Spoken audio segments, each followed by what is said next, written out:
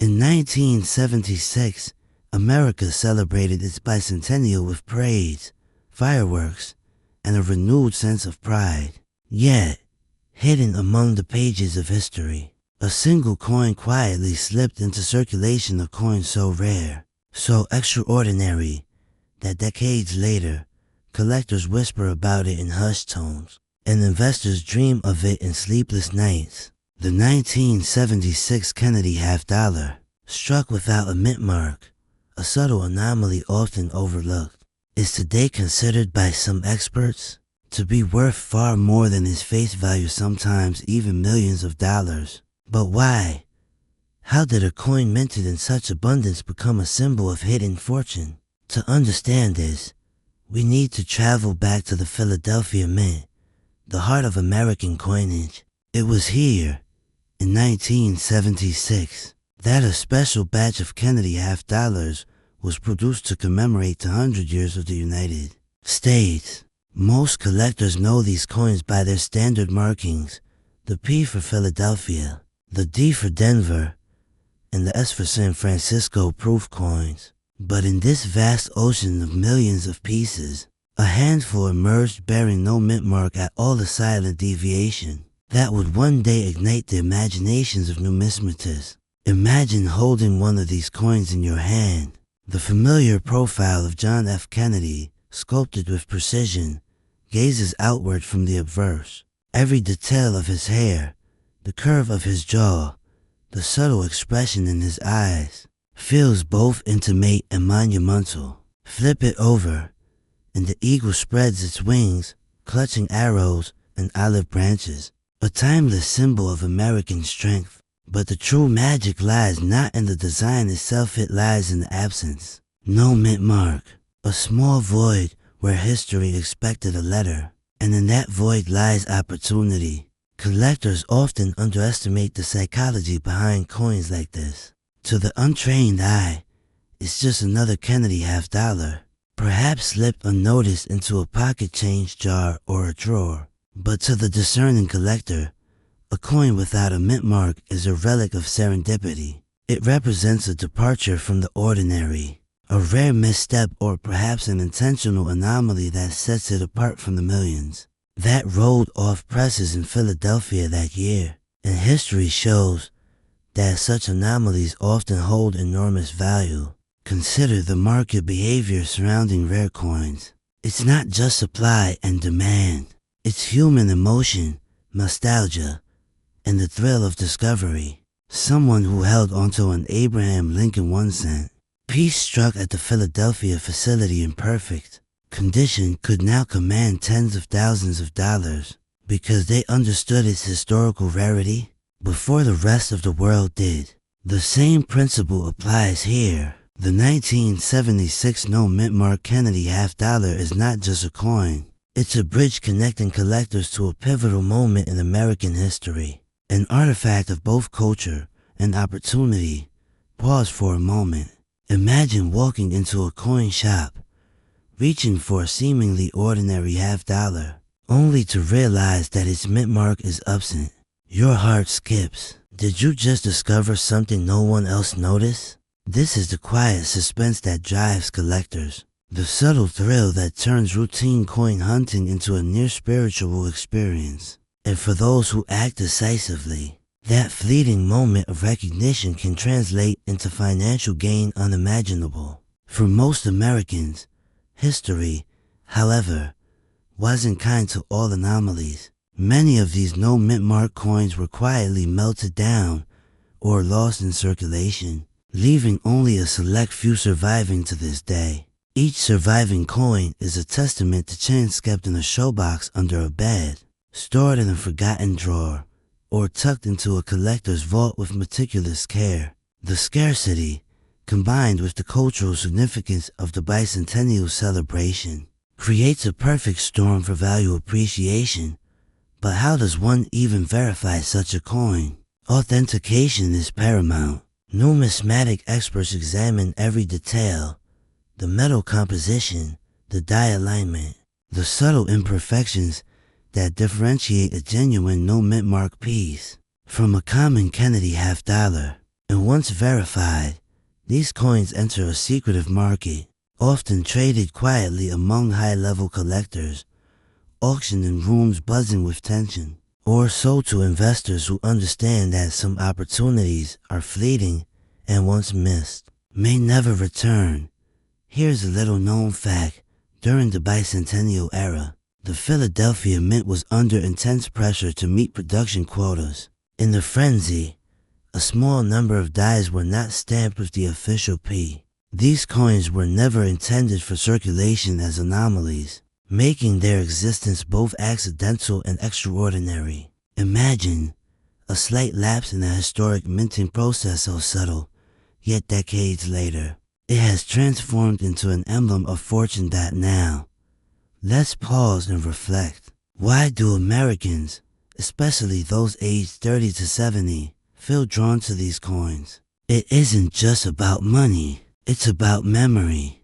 It's about holding something tangible from a time when the nation looked back at its roots and forward to its future. It's about connecting with the past, feeling a personal link to events that shaped the identity of a country. And for collectors, there's an undeniable emotional reward and almost cinematic satisfaction in knowing you possess a piece of history that others only dream of finding. Some might ask, can a coin really be worth millions? The answer is complicated. Market value is influenced not just by rarity, but by provenance, condition, and collector desire. A flawless, authenticated 1976 no-mint Mark Kennedy $50 could fetch astronomical sums at auction, especially if it emerges in a market hungry for bicentennial memorabilia. And the whispers in collector circles suggest that the number of coins available is so limited that many may never reach public auction, making the few that do even more desirable. But let's not overlook the subtle humor in this world. Imagine explaining to a neighbor that your spare change might be more valuable than their retirement portfolio. In the quiet tension of a coin shop, where the air smells faintly of metal and history, such revelations are met with awe, disbelief, and sometimes envy. The psychology of collectors thrives on this mix of secrecy and revelation. Each coin becomes a story, each discovery a private victory, each transaction a brush with potential fortune. We should also consider the broader numismatic landscape. Coins like the 1976 no-mint Mark Kennedy $50 sit at a crossroads of history and investment, just as rare Civil War era coins or silver dollars from the early 20th century command attention. These bicentennial anomalies are teaching investors a lesson that true value often hides in the unnoticed details, in the gaps that most people overlook. It is patience, knowledge, and timing that separate casual enthusiasts from those who truly capitalize on hidden opportunity. And speaking of timing, did you know that a single auction in the late 1980s sold a no-mint Mark Kennedy $50 for nearly 10 times the market estimate? The room went silent as the hammer came down. Collectors left with new respect for anomalies. Investors walked away with a quiet affirmation when history and scarcity align. Fortunes are possible. Let's return to the coin itself. Feel the weight in your palm, sense the smooth edges, and notice the faint sheen that has survived decades of handling, storage, and occasional neglect. It's a tactile reminder that history isn't just in books, it's in our pockets, on our desks, in the quiet spaces where nostalgia and ambition intersect. Owning one of these coins is more than an investment. It's a personal claim on a moment in American history, a whisper of the past, and a promise of potential. So, what does the future hold for these no-mint Mark Kennedy $50? Only time will tell. But if history teaches us anything, it's that rarity, combined with emotional resonance and market awareness, creates a powerful formula for value.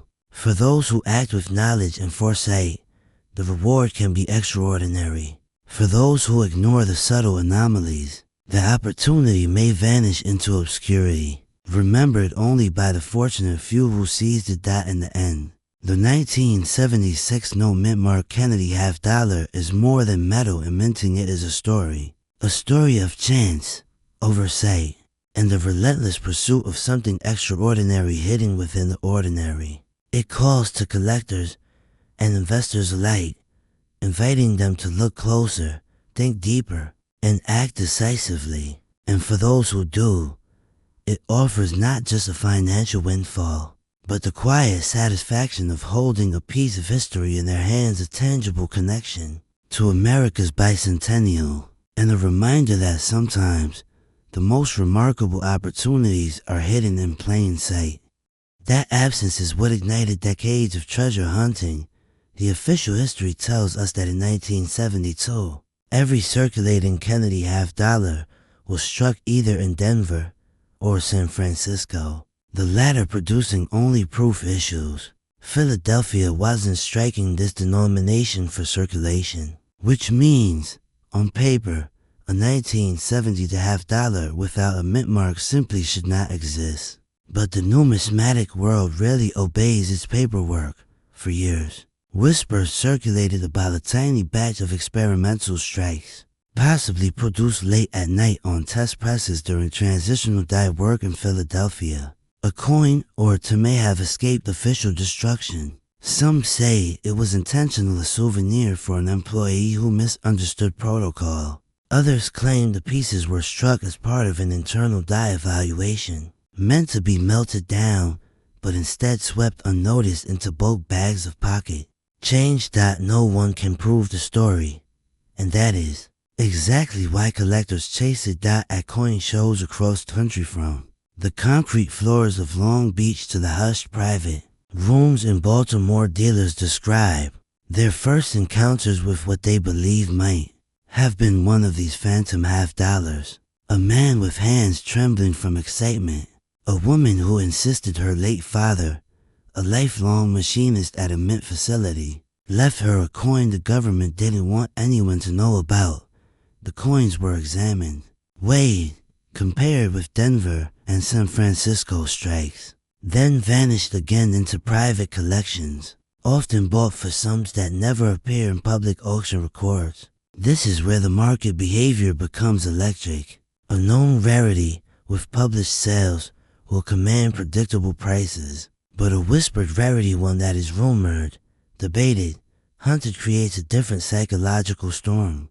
It awakens something older than numismatics, something deeply American, the belief that hidden fortunes still wait in the pockets of everyday people. Ask any seasoned collector, and you'll see their eyes narrow with curiosity at the mention of the 1970 no mint mark Kennedy half-dollar. Not because they're convinced it exists, but because they know the mint's long history of accidents and oddities. The 1960 for special mint sets, the 1975 dated Eisenhower dollars struck in '74, the legendary 1913 Liberty nickel, once believed impossible. Every decade births a mistake, a handful of coins that defy the machinery and bureaucracy of their time. So why wouldn't 1970 to have one as well? If you close your eyes and picture a coin struck in Philadelphia that year, you might imagine a slightly softer relief, a certain polish on the fields, perhaps subtle dye characteristics unique to that facility's machinery. Veteran graders describe Philadelphia's early 1970s output as having a particular texture, something you notice only after handling hundreds of examples. And if one half-dollar from that era bore those traits while lacking any mint mark, it would ignite an instant bidding war. But here's the part many people don't know: that in 1972, the mint faced intense pressure to meet nationwide coin demand. Dyes were swapped, re-polished, and occasionally tested in ways that left little documentation.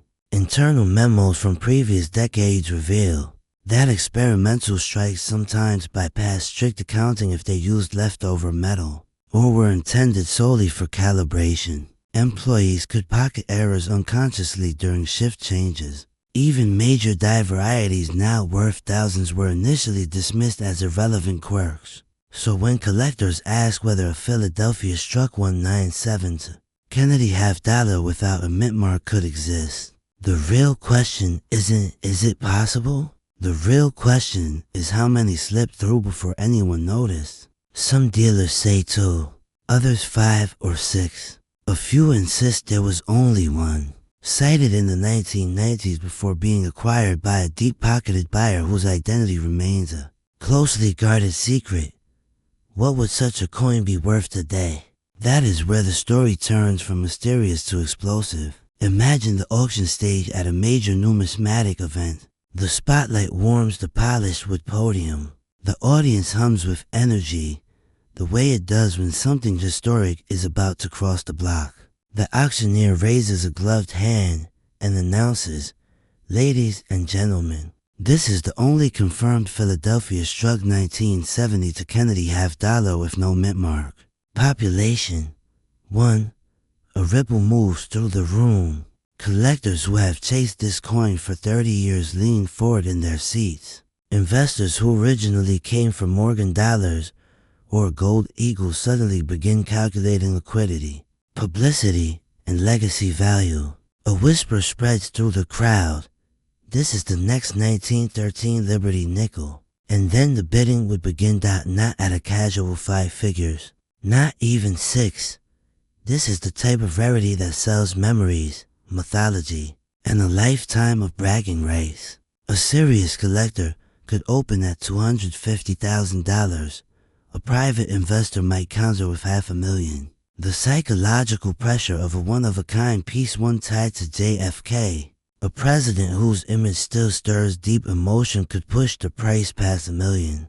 Before the audience fully grasps what's happening, is that irrational exuberance, or simply the numismatic world behaving exactly as it always does. When confronted with the impossible, consider how a coin like this would change hands. A wealthy buyer might quietly acquire it as a long-term hedge, storing it in an offshore vault alongside rare documents and high-grade gold issues. Another might loan it to museums for curated displays, each exhibit subtly raising the coin's aura, its mystique, its perceived market value. Eventually, the mythology becomes self-reinforcing. The price climbs not only because of rarity, but because of narrative, the invisible fool of every great collectible. But here's the twist that keeps collectors awake at night. If one example exists, there may be others still resting unnoticed in family hoards, inherited boxes of pocket change, or album pages assembled by grandparents who never recognized the anomaly. Somewhere in America, a dusty cigar box in a bedroom closet could contain a fortune disguised as a common 1970 to Kennedy piece. Every great hunt needs a question that hangs in the air like a faint, uncatchable scent. For this coin, the question is simple. Have we already passed one and change, and not realized it? That's the moment the search becomes personal. Collectors begin examining the profile of Kennedy with renewed intensity, tracing the sharpness of the hairlines, checking the spacing of the date digits, comparing denticles along the rim. A no-mint mark piece would require meticulous verification. Weight, diameter, die markers, Plankett diagnostics, it all matters. And buried within that meticulous process is a deeper emotional truth. The thrill isn't only about money. It's about discovery. It's about participating in the ongoing, unpredictable saga of American coinage. And how many hobbies offer that? Ask yourself a quiet question. What piece in your collection once felt ordinary until someone told you its real story? A Franklin half-dollar with a double die. A wheat cent from 1955 struck with confusion in its numbers. A Buffalo nickel with date nearly worn away but still valuable because of the mint behind it. Every collection hides small miracles. The 1970 to no mint mark Kennedy half-dollar just happens to be a miracle of a different scale one. That could change a collector's life. Some skeptics argue it's little more than folklore, a tall tale inflated by dealers seeking attention. But even the skeptics sift through their inventory when the conversation arises. They check the mint mark, then they check it again, because no one wants to be the person who overlooked a $1,000,000 piece of metal crafted during one of the mint's most turbulent periods. And there's another psychological twist. A rare coin becomes most desirable when it reaches the border between documented reality and whispered possibility. To common, and the thrill evaporates. To mythical, and the market disengages. But a coin like this, barely remembered, occasionally cited, fiercely debated, lives in the perfect equilibrium of mystery and opportunity for investors. That dynamic is irresistible. A confirmed example would skyrocket in value instantly, not gradually. High net worth collectors would treat it as a trophy asset, a symbol of status and discernment. Even hedge funds dabbling in alternative investments might quietly join the fray. The story alone would command headlines across numismatic publications. And what about you? Right now, you might be thinking about your own $50 tucked away in drawers or rolls. That familiar weight, that cold metallic ring against the countertop. Perhaps you've always dismissed them as common, just relics from a time when America experimented with denominations nobody wanted to spend. But sometimes, the coin no one wants becomes the coin everyone wants. The 1970 to no mint mark Kennedy $50 represents more than metal and rarity. It represents the dream that somewhere in America, someone may discover a piece that history forgot. A coin that never should have escaped the walls of the mint. A survivor of oversight or experimentation. A symbol of how fragile, imperfect, and wonderfully unpredictable the industrial world of coin production can be. And maybe, just maybe, one day a collector will walk into a coin show with trembling hands, open a small envelope, and reveal the piece that numismatists have whispered about for half a century. If that moment ever comes, the value won't merely be financial. It will be emotional, historic, and profoundly human. Because sometimes the rarest coins are those that were never meant to exist, and somewhere out there, the hunt continues. Most Americans have touched the Kennedy $50 at some point in their lives. They remember the weight of it, the cold strike of the alloy, the way it didn't quite fit with their pocket change. But for investors and seasoned numismatists, the 1980 D. Kennedy $50 minted at the Denver facility has always played a different role. An unassuming sleeper, overshadowed by the silver era giants that came before it. And yet buried in this year, this mint mark, lies a story of overlooked potential, peculiar minting quirks, and a market that has quietly shifted in ways few predicted. The year 1980 was tense. Inflation raged. Gold spiked. Silver famously skyrocketed under the Hunt brothers' attempt to corner the market. And in that storm, the U.S. Mint was working around the clock. Production volumes soared. Presses ran hotter than usual. And quality control, while still strong, faced enormous pressure. As a result, the 1980 Kennedy $50 entering circulation carried with them tiny, unintended variations. Most were harmless, a few were fascinating, and a microscopic handful were revolutionary. Collectors who specialize in these pieces know the story well. A peculiar die clash here, a dramatic off-center strike there, the occasional transitional mishap that defies the textbook explanation. But one variety became legendary, a dramatic minting anomaly so visually striking, so unbelievably scarce, that its discovery redefined what a modern clad $50 could fetch on the open market. To understand how such value is possible, you have to look closely at what you're really holding. The Kennedy $50 bears John F. Kennedy's left-facing portrait, sculpted by Gilroy Roberts. His hair, sharply detailed, the lines of his jaw, crisp. The reverse carries Frank Gasparo's heraldic eagle, its wings outstretched, the shield bold against the coin's copper-nickel surface. In 1980, the Denver facility produced over 33 million of these coins, and buried within that ocean of circulation strikes are only a few coins, with life-altering errors, pieces that show extreme misalignment, deep dye cracks running like lightning across Kennedy's profile, or in exceedingly rare cases. Plank is intended for entirely different denominations. That's where the story turns mysterious. Several years ago, a collector in Colorado discovered a 1980 D. Kennedy $half struck on a foreign plan, Chet mistakenly included in the mint supply.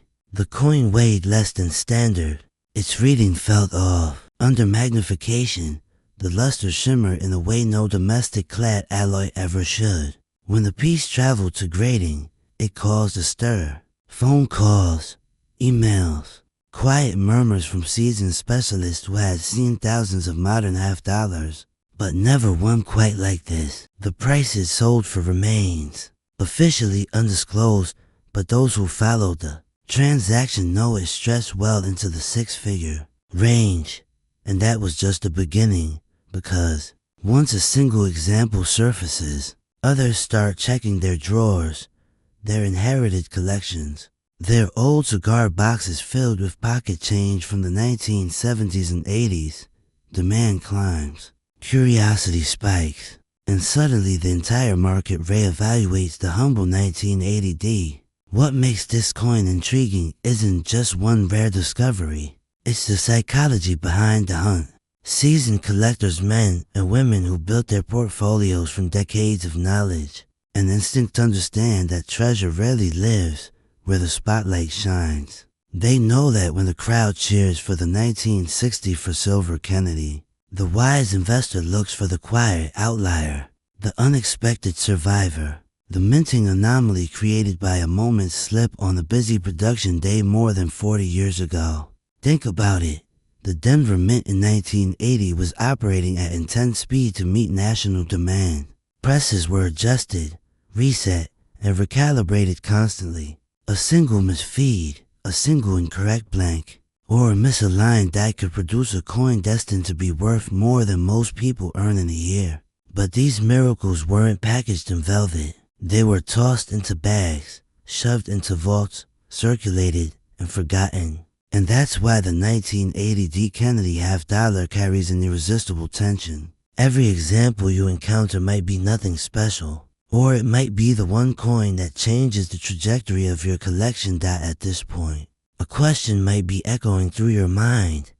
How do you recognize a life-changing variety? Let's slow the camera, tilt the lighting, and lean in. One hallmark feature that sparked intense interest is an extreme die rotation Kennedy's portrait, angled unnaturally compared to the eagle on the reverse. Most rotations are minor, but the rare dramatic ones, they defy minting logic. Another is what some collectors call the Denver double, a doubling on Kennedy's eye, lips, or the date that appears unmistakable even without magnification. Then there are the weight anomalies, a $half that comes in light, or heavy enough to raise eyebrows among grading professionals.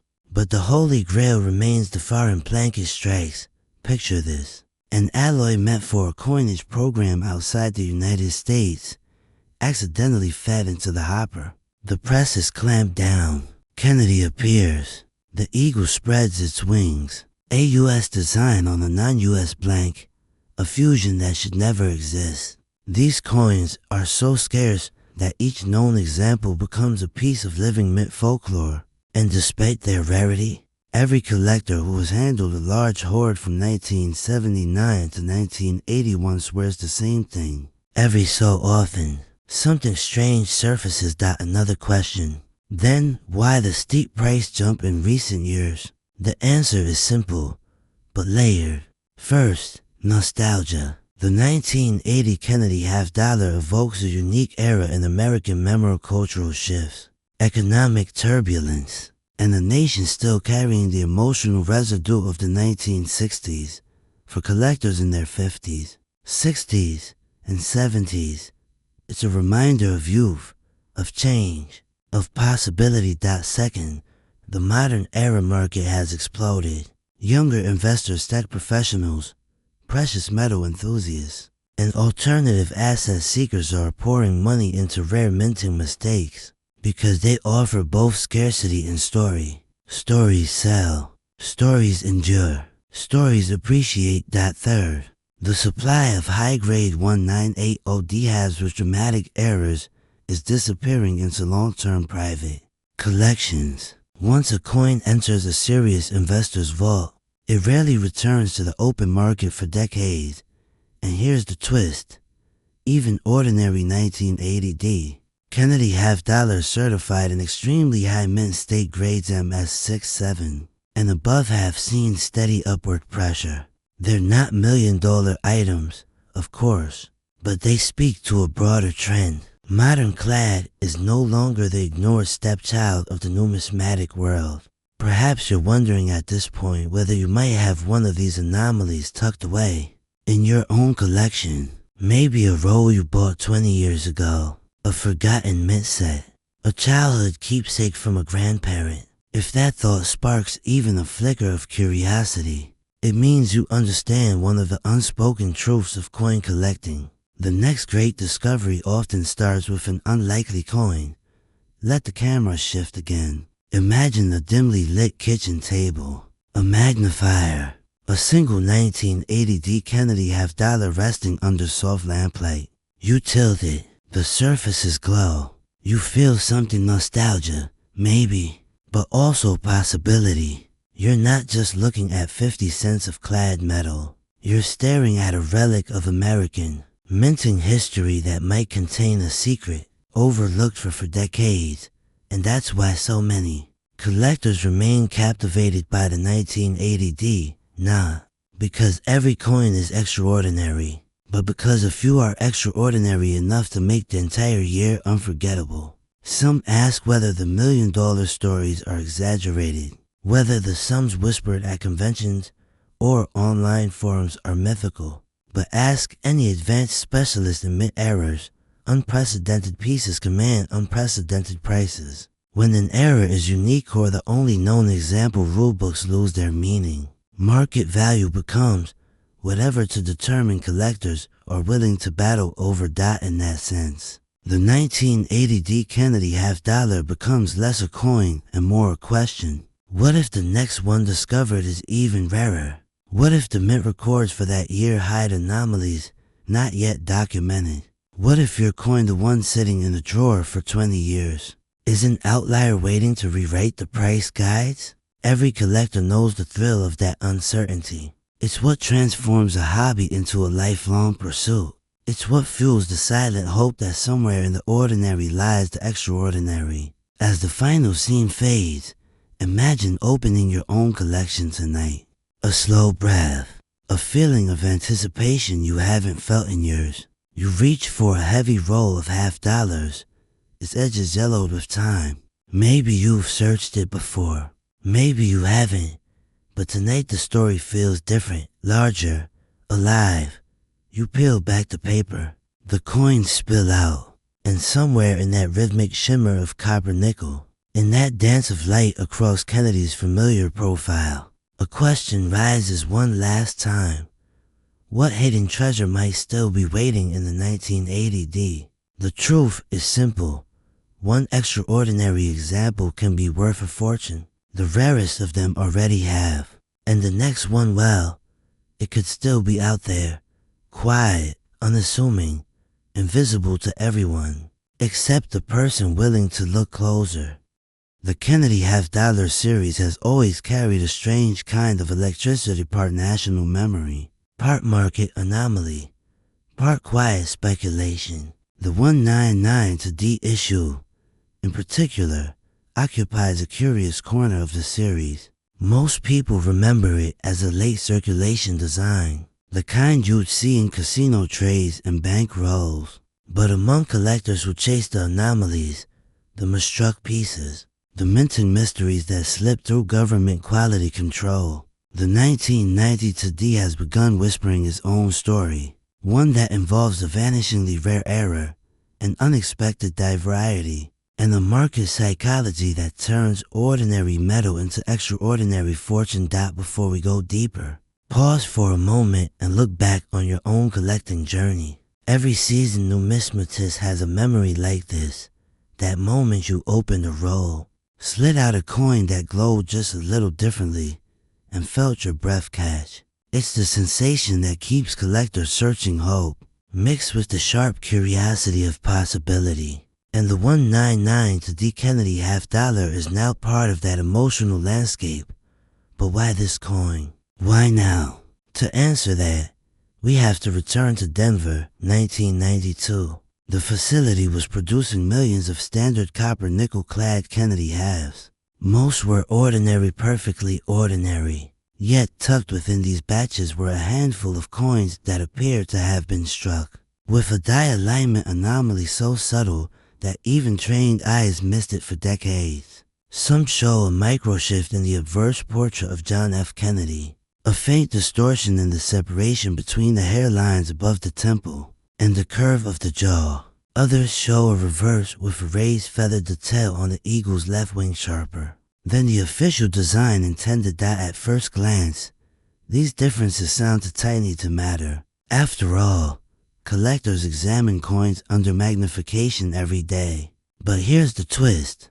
When those anomalies can be traced to a specific die pair and linked to a short production window, the market changes instantly. Tiny differences are no longer imperfections. They become identity. They become rarity. And in the world of American numismatics, rarity is the spark that ignites fortunes. A question you might be asking right now: could a 1990 to D Kennedy $half really command $1 million valuation? The answer lies in precedent.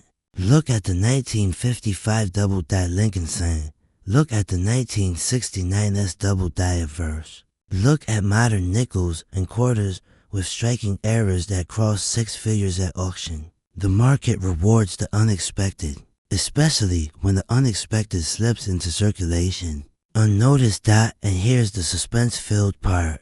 Several grading submissions in recent years have shown patterns that, if connected, could indicate that one or more ultra-rare 199 to D varieties exist in quantities small enough to rival the famous mute errors of the early 2000s.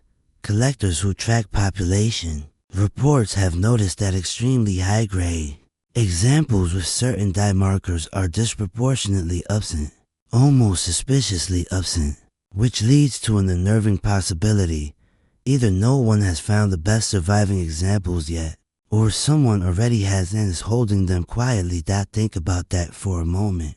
Somewhere in a forgotten dresser drawer, a sealed bankroll from the early 90s may be hiding one of the most valuable modern $half ever struck. Maybe it was purchased by a collector who never opened it. Maybe it was tossed into a jar at the end of a long day. Maybe it's in a safety deposit box, its owner unaware of what they stumbled upon. If that doesn't provoke a chill of curiosity, nothing will. Let's talk about the psychology behind coins like this. Mature collectors, especially those who began their journey before online marketplaces dominated the scene, understand the emotion of discovery. It's not just about profit. It's about participating in American history. Every Kennedy $half is a relic of national mourning and enduring legacy. But the 199 to D, when paired with a unique die variety or minting error, becomes something else entirely, a symbol of hidden opportunity. Modern coins with $1 million potential are rare, extremely rare, but rarity doesn't announce itself. It hides, it waits, it crawls into the hands of the observant. Picture the coin in high relief, the portrait of President Kennedy, shaped by Chief Engraver Gilroy Roberts, gleaming under halogen light. That polished profile, frozen in the moment of American transition. On the reverse, Frank Gasparo's heraldic eagle, wings outstretched, carrying arrows and olive branches of military and diplomatic balance carved into metal. Now picture one detail on that eagle shifted by a fraction of a millimeter, just enough to defy official specifications. A minting hiccup that lasted minutes, maybe seconds, and with that, the value changes permanently. Here's a quick pattern interrupt. Did you know that in the last 2 decades, the most explosive price surges in the numismatic market have come from coins minted after 1960? Not before, Most collectors expect the old to outperform the new. Yet modern rarities have blindsided investors again and again, because they exist in microscopic numbers, sometimes as few as one or two known pieces. Old collectibles are predictable. Modern oddities are financial landmines waiting to be stepped on. Back to the 1992 D. Auction platforms have already recorded smaller anomalies, off-center strikes, broad strikes, and a few partial collar errors. These don't reach million-dollar territory, but they signal something important. They signal that the Denver presses of the early 90s weren't as perfect as many assume. And when a minting facility experiences that kind of inconsistency, it opens the door to more dramatic, more valuable, more historically significant mistakes. But this is where the script tightens, because the rarest pieces don't surface on online marketplaces. They don't appear in the casual listings. They emerge from estate appraisals, old dealer backstock, or long-neglected collections belonging to men and women who started collecting before price guides became smartphone apps. These individuals hold the treasure chest of modern numismatics, and many of them have no idea. So let's follow a story. One collector, anonymous, of course, submitted a group of early 90s Kennedy halves to a grading service. Most were common, but one coin stood out, a 1992 D with an abnormal curvature in the lower serif of the D mint mark, combined with a slightly doubled feather cluster above the eagle's right talon. The grading service flagged it as unattributable die anomaly, meaning they couldn't yet classify it within existing categories. That single note changed the coin's trajectory. Whisper networks formed. Coin forums speculated. Private buyers made offers that escalated far beyond typical market behavior. And here is the cliffhanger. Several experts quietly believe this coin is part of a die pair that produced fewer than perhaps a dozen strikes. If so, and if one example shows even minor surface improvements over the others, or in the dream scenario, appears in mint state 67 or above, the valuation could leap into the realm usually reserved for elite, museum-worthy American rarities. This is why knowledge matters. This is why collectors age 30 to 70, those who understand both the nostalgia of physical currency and the financial promise of unique examples, are perfectly positioned to benefit. You've lived long enough to see markets rise, fall, correct, and evolve. You know that timing and rarity beat hype every time. Now ask yourself, when was the last time you checked your stash of Kennedy half dollars? When was the last time you revisited the rolls you bought decades ago but never opened? How many times have you passed on a simple looking 199 D, assuming it held no secrets? Here's another small jolt. Some of the most valuable modern coins ever discovered were found not by dealers, not by museums, but by everyday collectors who simply looked twice. A slight shift in the mint mark, a doubled serif, a misaligned die, a proof finish where none should exist. History changes in a heartbeat. The 199 D Kennedy half dollar is now part of that suspense, part of that quiet treasure hunt. It teaches us that opportunity doesn't always glitter. Sometimes it hides beneath tarnish, fingerprints, and decades of obscurity. And if you feel that familiar tingle of curiosity right now, that's good. That's the collector's instinct. It's the instinct that built fortunes, created legends, and kept numismatics alive long after the rest of the world forgot to look at its change dot in the end. The real value of the 199 D story isn't just that a rare variant might be worth $1 million. The value is the reminder that the United States Mint, despite its precision, is still run by human hands, human machines, and human oversight. Mistakes happen. Variations happen. Tiny miracles of metal slip into circulation, and those miracles are waiting for someone with patience, knowledge, and a little bit of daring. So maybe, just maybe, the next life-changing discovery isn't buried in the gold hoard or a forgotten attic. Maybe it's already in your collection. Maybe it's a Denver struck Kennedy $50 from 1992, quietly waiting to reveal its true identity. All it needs is someone who's willing to look closely and believe that even modern coins can reshape fortune.